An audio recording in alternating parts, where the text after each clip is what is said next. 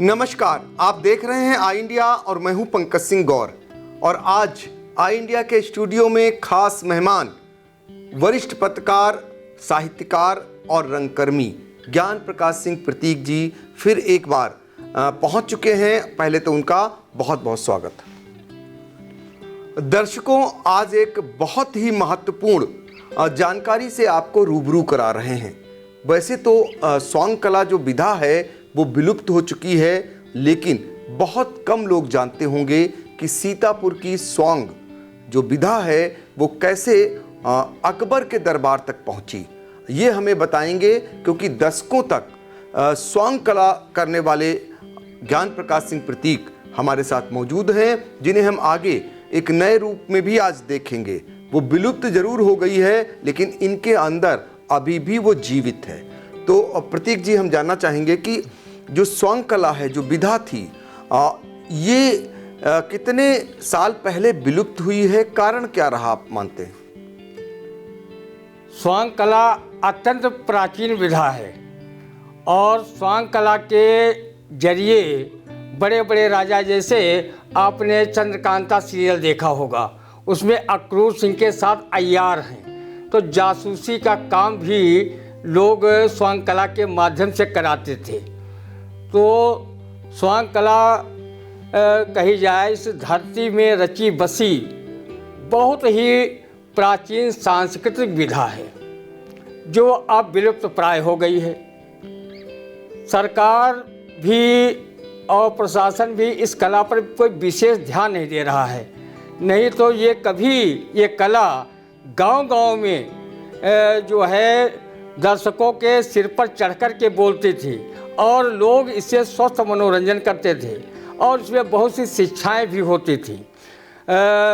हम बचपन में हमने जो है कई कहानियाँ पढ़ी, तो कहानियाँ वो कहीं पर लिखा पढ़ी में नहीं थी, लेकिन जब दादी नानी के मुँह से सुना कि यहाँ पर कोई बदा भाण नाम का आदमी था, उसने जो है ऐसी कला वहाँ अकबर के दरबार में दिखाई कि अकबर खुद बहुत हैरत में पड़ गया कि ये ऐसी कला है, और उसको भी, अकबर को भी बेवकूफ़ बनाने में वो कलाकार सफल हो गया।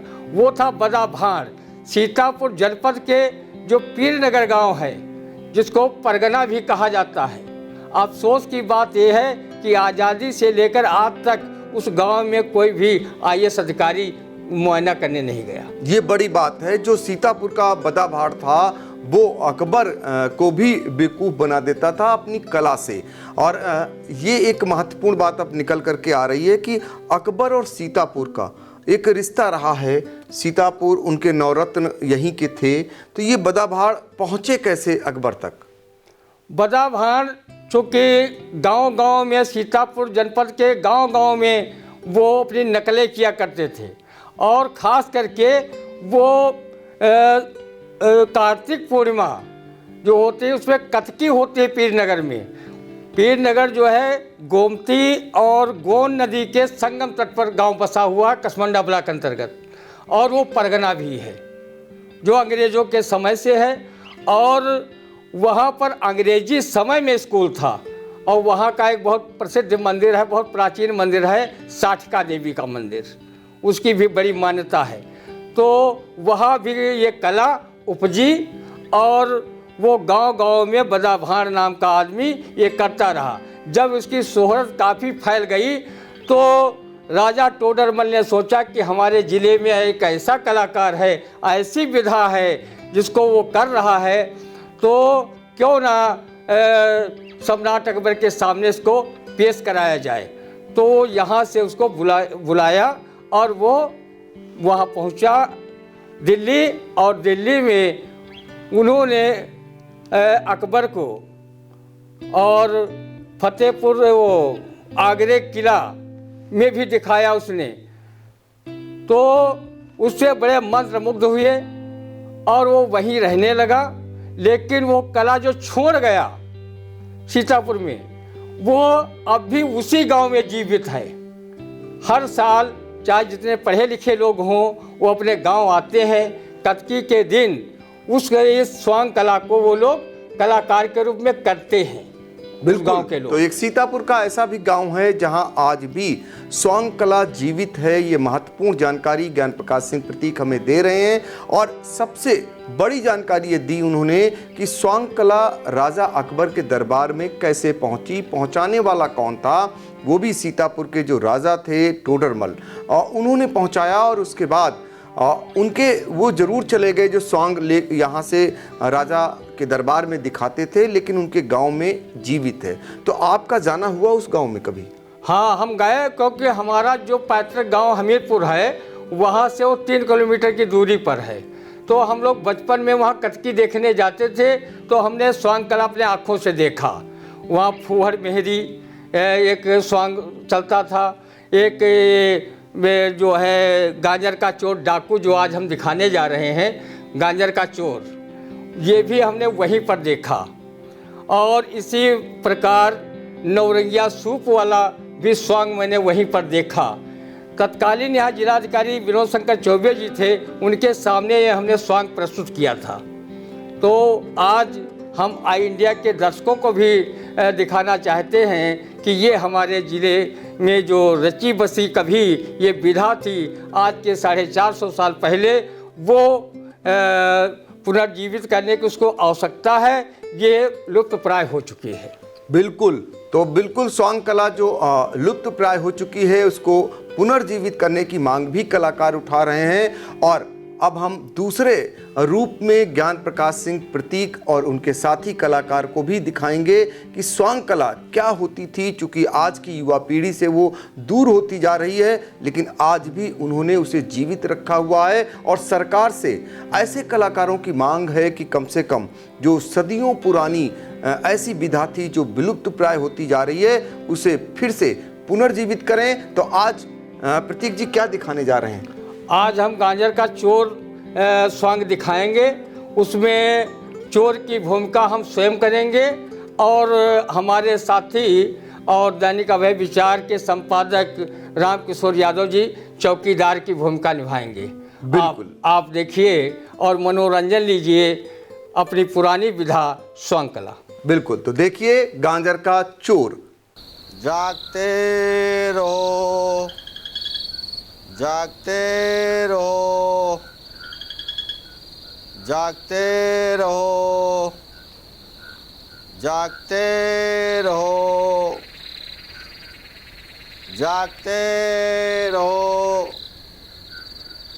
जागते रहो, जागते रहो, जागते रहो, जागते रहो, जागते रहो, जागते रहो।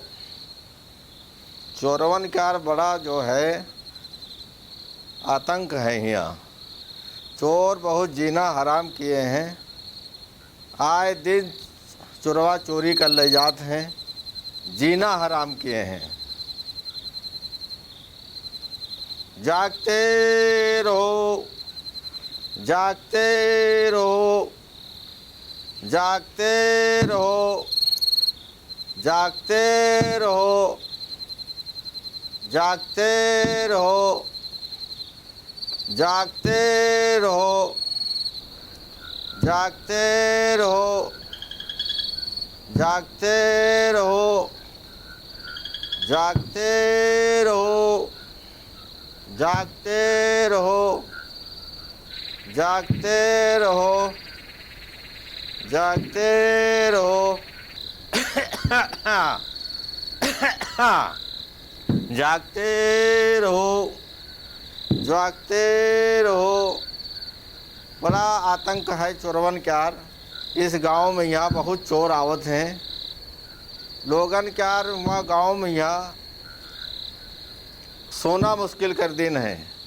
चोरवा खूब रात भर जो है गांव वालन के यहाँ सोवे ना देते हैं। बहुत सब तंग आए गए हैं। जागते रहो, जागते रहो, जागते रहो, जागते रहो, जागते रहो, जागते रहो, जागते रहो, जागते रहो, जागते रहो, जागते रहो, जागते रहो। अब हम भाई बहुत कई दिन से जागत जागत हो गए हैं। अब हमरे बहुत थकान आ गए है। अब हम जा रहे हैं सोवे। हमरे बहुत तेज नींद लग रही है।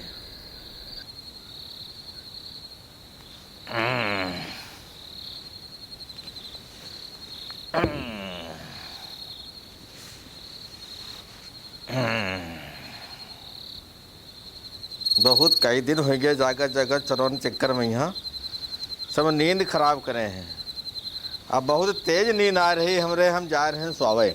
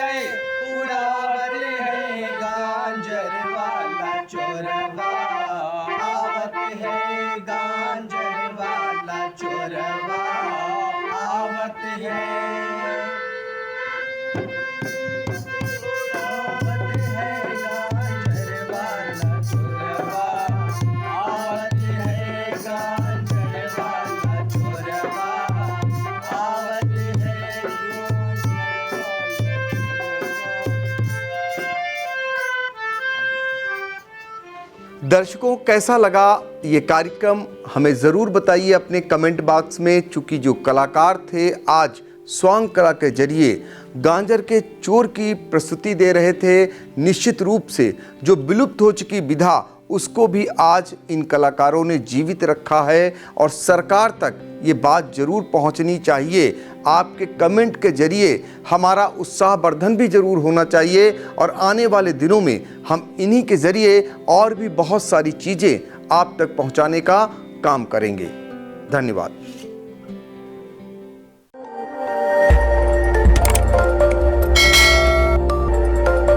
खबर आपकी, नजर हमारी।